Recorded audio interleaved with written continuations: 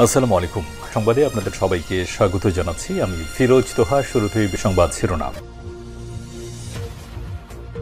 জানিয়ে দেব এই মুহূর্তে হাতে পাওয়া সর্বশেষ গুরুত্বপূর্ণ আপডেট। বাংলা সংবাদ শুরুতেই থাকছে নাগরিক ঐক্য কার্যালয়ে বিএনপির হামলা, গণতন্ত্র মঞ্চের প্রতিবাদ। গাজীপুর সদর উপজেলার মির্জাপুর ইউনিয়নে নাগরিক ঐক্যের কার্যালয়ে উপজেলা বিএনপির সভাপতির নেতৃত্বে ভাঙচুর, অগ্নিসংযোগ এবং নেতাকর্মীদের উপর হামলা চালানো হয়েছে বলে অভিযোগ করে এর তীব্র নিন্দা ও প্রতিবাদ জানিয়েছে গণতন্ত্র মঞ্চ। সেই সঙ্গে হামলায় জড়িতদের বিরুদ্ধে অবিলম্বে যথাযথ আইনানুগ ব্যবস্থা গ্রহণেরও আহ্বান জানিয়েছে গণতন্ত্র মঞ্চ। একই সঙ্গে হামলায় জড়িতদের বিরুদ্ধে অবিলম্বে যথাযথ আইনানুগ ব্যবস্থা গ্রহণেরও আহ্বান জানিয়েছে বিএনপির নেতৃত্বাধীন ক্ষমতাচ্যুত ফ্যাসিবাদ বিরোধী যুগপৎ আন্দোলনের গুরুত্বপূর্ণ শরিক ৬ দলীয় ও রাজনৈতিক জোট। এবারে জানাবো ভারতের বিএসএফের কাছ থেকে প্রায় ৫ কিলোমিটার উদ্ধার করল বিজিবি। ঝিনাইদহের মহেশপুর উপজেলার সীমান্ত এলাকায় ভারতের রোনঘাট বিএসএফের দখল থেকে প্রায় ৫ কিলোমিটার কোদলা নদীর অংশবিশেষ উদ্ধার করেছে বিজিবি। এতদিন কোদলা নদীর বাংলাদেশের সীমান্তের এই এলাকাটি ভারতের বিএসএফ দখল করে সেখানে আধিপত্য বিস্তার করে আসছিল। সোমবার সন্ধ্যায় এক বিজ্ঞপ্তিতে এ তথ্য জানায় মহেশপুর ৫৮ বিজিবি। জানাবো র্যাবের সেই কর্মকর্তা ফরিদউদ্দিন কিভাবে পদোন্নতি পেল। গণঅধিকার পরিষদের উচ্চতর পরিষদ সদস্য ও গণমাধ্যম সমন্বয়ক আবু হানিফ বলেছেন, র্যাব ১০-এর অধিনায়ক ফরিদউদ্দিন যাত্রাবাড়িতে আন্দোলনের দমনে ঔদ্ধত্যপূর্ণ বক্তব্য দিয়েছিলেন, সেটি গণমাধ্যমে এসেছিল। কিন্তু দুঃখজনক বিষয়, এই সরকার তার বিরুদ্ধে ব্যবস্থা নেয়নি, উল্টো তাকে পুরস্কৃত করেছে, তাকে পদোন্নতি দেওয়া হয়েছে। এমন একজন অফিসার কিভাবে বিচারের মুখোমুখি না হয়ে পদোন্নতি পায়, সেটা আমাদের প্রশ্ন। এদিকে বেগম খালেদা জিয়ার লন্ডনগামী এয়ার অ্যাম্বুলেন্স ঢাকায়। বিএনপি চেয়ারপারসন বেগম খালেদা জিয়ার বিদেশে উন্নত চিকিৎসার জন্য বিশেষ বিমান এয়ার অ্যাম্বুলেন্স ঢাকায় পৌঁছেছে। সোমবার সন্ধ্যা ৭টা ৪০ ঢাকার হজরত শাহজালাল আন্তর্জাতিক বিমানবন্দরে এটি অবতরণ করে। বিএনপির মিডিয়া উইংয়ের সদস্য শায়রুল কবির খান বিষয়টি নিশ্চিত করেছেন। এবারে থাকছে অর্জিত বিজয় অর্থবহ করতে জাতিকে ঐক্যবদ্ধ থাকতে হবে, এমনটাই মন্তব্য করে বাংলাদেশ জামায়াত ইসলামের আমির ডাক্তার শফিকুর রহমান বলেছেন, আওয়ামী বাকশালীরা ক্ষমতায় থাকার জন্য জনগণের বিরুদ্ধে যুদ্ধ ঘোষণা করে ২০০০ মানুষকে হত্যা করে দেশকে মৃত্যুপুরীতে পরিণত করেছে। সন্ধ্যায় রাজধানীর মিরপুরে মণিপুর স্কুল অ্যান্ড কলেজ মাঠে মিরপুর পূর্ব থানা জামায়াতের ইসলামী আয়োজিত সুধী সমাবেশে আত্মকর্মসংস্থান সামগ্রী বিতরণকালে প্রধান অতিথির বক্তব্যে একথা বলেন তিনি। এবং সর্বশেষ জানাবো আন্তর্জাতিক সংবাদ। অবশেষে পদত্যাগ করলেন জাস্টিন ট্রুডো। কানাডার প্রধানমন্ত্রী জাস্টিন ট্রুডো পদত্যাগ করেছেন। সোমবার বাংলাদেশ সময় রাত ১০টার দিকে নিজ বাসভবন রিডো কটেজে এক সম্মেলন করে পদত্যাগের ঘোষণা দেন তিনি। খবর বিবিসির। দীর্ঘদিন ধরে রাজনৈতিক চাপের মুখে ছিলেন ট্রুডো। দেশের রাজনৈতিক অনেকটা কোণঠাসা হয়ে পড়েছিলেন তিনি। বর্তমান সময়ে তার জন্য জনপ্রিয়তাও অনেকটা হ্রাস পেয়েছে। বিরোধী তো বটেই, তার নিজ দলের মধ্য থেকেও পদত্যাগের দাবি উঠেছিল। এর আগে কানাডার প্রধান সংবাদ মাধ্যম গ্লোব অ্যান্ড মেইল জানিয়েছিল, সোমবারের মধ্যেই পদত্যাগের ঘোষণা করতে পারেন জাস্টিন ট্রুডো। এরই মধ্যেই জাস্টিন ট্রুডোর পদত্যাগের ঘোষণা এলো। এতক্ষণ শিরোনাম শুনছিলেন, এবার বিস্তারিত। প্রিয় দর্শক, আপনি যদি এই চ্যানেলে নতুন হয়ে থাকেন, ভিডিওটি দেখতে দেখতে চ্যানেলটি সাবস্ক্রাইব করে আমাদের সঙ্গে থাকুন। আর এই ভিডিও সম্পর্কে আপনি আপনার মূল্যবান মতামতটি কমেন্ট বক্সে জানিয়ে দিন। আর হ্যাঁ প্রিয় দর্শক, জানিয়ে দিন ভিডিওটি কোথা থেকে দেখছেন। নাগরিক ঐক্য কার্যালয়ে বিএনপির হামলা, গণতন্ত্র মঞ্চের প্রতিবাদ। গাজীপুর সদর উপজেলার মির্জাপুর ইউনিয়নে নাগরিক ঐক্যের কার্যালয়ে উপজেলা বিএনপির সভাপতির নেতৃত্বে ভাঙচুর, অগ্নিসংযোগ এবং নেতাকর্মীদের উপর হামলা চালানো হয়েছে বলে অভিযোগ করে এর তীব্র নিন্দা ও প্রতিবাদ জানিয়েছে গণতন্ত্র মঞ্চ।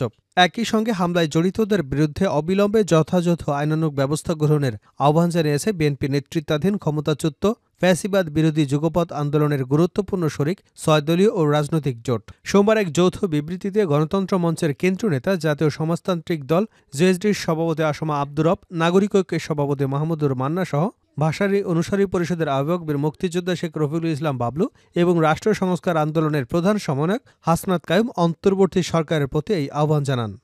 গণতন্ত্র মঞ্চের কেন্দ্রীয় পরিচালনা পর্ষদের সদস্য আকবর খান প্রেরিত বিবৃতিতে মঞ্চের নেতারা বলেন, ৫ই জানুয়ারি সন্ধ্যায় গাজীপুর সদর উপজেলা বিএনপির সভাপতি তাহের মুসল্লি এবং মির্জাপুর ইউনিয়ন বিএনপির সভাপতি ফজল মুসল্লির নেতৃত্বে বিএনপি নেতাকর্মীরা নাগরিক ঐক্য গাজীপুর সদর উপজেলার মির্জাপুর ইউনিয়নের অফিস ভাঙচুর এবং অগ্নিসংযোগ করে। এ সময় তারা নাগরিক ঐক্যের নেতাকর্মীদের উপর হামলা চালায়। অফিসের বাইরে দুটো মোটরসাইকেলে আগুন দেয়। হামলায় মির্জাপুর ইউনিয়ন নাগরিক ঐক্যের দপ্তর সম্পাদক শরীফ হোসেন সহ 5 নেতাকর্মী গুরুতর আহত হন। তারা আরও বলেন, গত 5 আগস্ট ফ্যাসিস্ট হাসিনার পতনের পর যেখানে জনগণ জাতীয় ঐক্যের ভিত্তিতে নতুন বাংলাদেশ গড়ার স্বপ্ন দেখছে, সেখানে দখলদারিত্ব এবং রাজনৈতিক প্রতিহিংসা কোনোভাবেই মেনে নেওয়া যায় না। কথা সবাইকে মাথায় রাখতে হবে। জনগণ নতুন করে আওয়ামী লীগের মতো কাউকে ফ্যাসিবাদী হয়ে উঠতে দেবে না।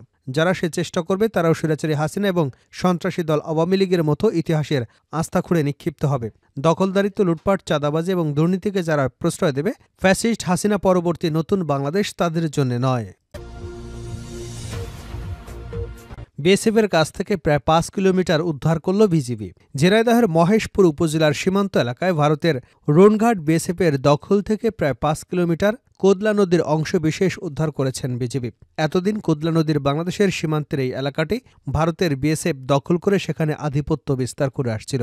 সোমবার সন্ধ্যায় এক বিজ্ঞপ্তিতে এ তথ্য জানায় মহেশপুর 58 বিজিবি।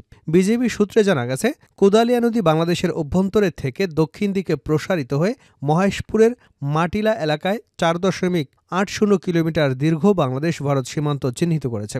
1961 সালে প্রণীত Bangladesh Bharat strip map sheet নম্বর 51 মানচিত্র অনুসারে কোদলা নদীর উল্লেখিত 4.8 কিলোমিটার নদী সম্পূর্ণ বাংলাদেশের সীমান্তের শূন্যরেখার অভ্যন্তরে অবস্থিত।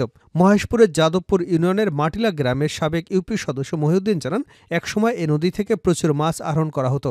স্বাধীনতার পর কোদালিয়া নদীর পাড়ের মানুষ নিজেদের প্রয়োজনে বাংলাদেশের আরও অভ্যন্তরে বসবাস শুরু করলে কোদলা নদীর বাংলাদেশের অংশটুকু ভারতের বিএসএফ দখল করে নেয় এবং সেখানে আধিপত্য বিস্তার করে। ফলে কৃষকরা মাঠে চাষাবাদ এবং নদীতে মাছ ধরতে যেতে পারত না। তিনি জানান, নদীর বাংলাদেশের অংশে গেলেই বিএসএফ বাধা দিত। এতে নদীটি ব্যবহার করা নিয়ে মাটিলা গ্রামের মানুষের সঙ্গে ভারতের সীমান্তরক্ষী বিএসএফের সঙ্গে বাদানুবাদ হতো।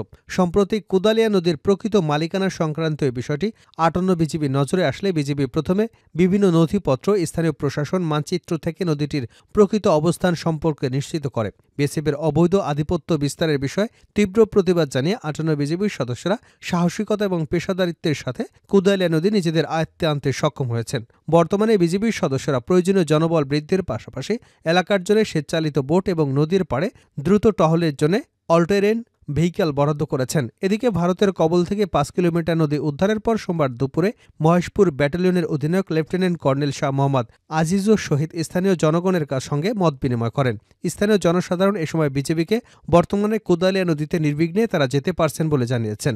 অন্যদিকে নদী উদ্ধারে বিজেপিকে সহায়তার জন্য বিজেপি কর্মকর্তারা জনসাধারণকে ধন্যবাদ জানান।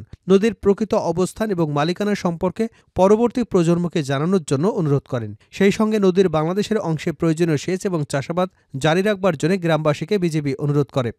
এক্ষেত্রে কখনো কোনো ধরনের বাধা সৃষ্টি হলে তার সঙ্গে সঙ্গে বিজিবিকে জানানোর জন্য গ্রামবাসীর প্রতি বিজিবি সদস্যদের পক্ষ থেকে অনুরোধ করা হয়। র্যাবের সেই কর্মকর্তা ফরিদ উদ্দিন কিভাবে পদোন্নতি পেল? গণঅধিকার পরিষদের উচ্চতর পরিষদ সদস্য ও গণমাধ্যম সমন্বয়ক আবু হানিফ বলেছেন, র্যাব 10-এর অধিনায়ক ফরিদ উদ্দিন যাত্রাবাড়িতে আন্দোলন দমনে ঔদ্ধত্যপূর্ণ বক্তব্য দিয়েছিলেন। সেটি গণমাধ্যমে ভাইরাল হয়েছিল। কিন্তু দুঃখজনক বিষয়, এই সরকার তার বিরুদ্ধে ব্যবস্থা নেয়নি, উল্টো তাকে পুরস্কৃত করেছে, তাকে পদোন্নতি দেওয়া হয়েছে। এমন একজন অফিসার কিভাবে বিচারের মুখোমুখি না হয়ে পদোন্নতি পায়, সেটা আমাদের প্রশ্ন। বিকেলে কেন্দ্রীয় শহীদ মিনারে গণঅধিকার পরিষদের সিনিয়র সহসভাপতি ফারুক হাসানের উপর হামলার প্রতিবাদে এবং হামলাকারীদের গ্রেপ্তারের দাবিতে আয়োজিত বিক্ষোভ সমাবেশে এ কথা বলেন তিনি। আবু হানিফ বলেন, এই অন্তর্বর্তী সরকারের স্বরাষ্ট্র উপদেষ্টা যে মাজা ভাঙা তা ইতিমধ্যেই প্রমাণিত হয়েছে। তিনি দেশের মানুষের নিরাপত্তা দিতে সম্পূর্ণরূপে ব্যর্থ হয়েছেন।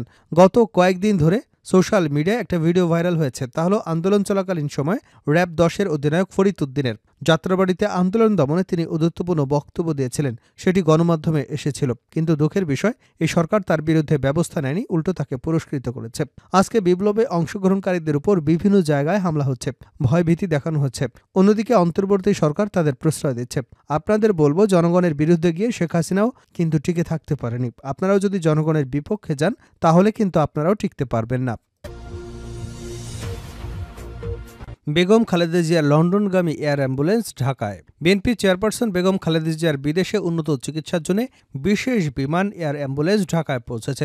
সোমবার সন্ধ্যা 7:40 ঢাকার হজরত শাহজালাল আন্তর্জাতিক বিমানবন্দরে এটি অবতরণ করে। বিএনপির মিডিয়া উইং সদস্য শাহরুল কবির খান বিষয়টি নিশ্চিত করেছেন। তিনি বলেন, বিমানবন্দরে উপস্থিত থেকে এয়ার অ্যাম্বুলেন্সটিকে স্বাগত জানিয়েছে বিএনপি চেয়ারপারসনের উপদেষ্টা কাউন্সিলের সদস্য doctor Enamul Haque Chowdhury. Airbus A319 air অ্যাম্বুলেন্সকে একটি ভাসমান হাসপাতাল বলা যেতে পারে। এর ভেতরে রয়েছে অত্যাধুনিক সব চিকিৎসা সুবিধা। এই বিমানগুলোতে সব ধরনের জরুরি চিকিৎসা পরিস্থিতি মোকাবেলা করবার জন্য সর্বশেষ প্রযুক্তির চিকিৎসা সরঞ্জাম রয়েছে। এর মধ্যে রয়েছে ventilator, defibrillator, monitor, infusion pump এবং অন্যান্য জরুরি ঔষধ। বিশেষ এই এয়ার অ্যাম্বুলেন্সে একটি পূর্ণ আইসিইউ সুবিধা রয়েছে। রোগীর কঠিন কোনো পরিস্থিতিতে তাকে স্থিতিশীল করবার জন্য প্রয়োজনীয় সব ধরনের সুবিধা রয়েছে। এই বিশেষ বিমানে সবসময় অত্যন্ত দক্ষ ডাক্তার এবং নার্স থাকেন, যারা রোগীদের যথাযথ চিকিৎসা দিতে সক্ষম। জানা গেছে এই এয়ার অ্যাম্বুলেন্সে খালেদা জিয়ার সঙ্গে তার ছোট ছেলে প্রয়াত আরাফাত রহমান কোকোর স্ত্রী সৈয়দা শর্মিলা রহমান, চিকিৎসক, বিএনপি নেতারা, ব্যক্তিগত কর্মী এবং 2 জন গৃহকর্মী থাকবেন।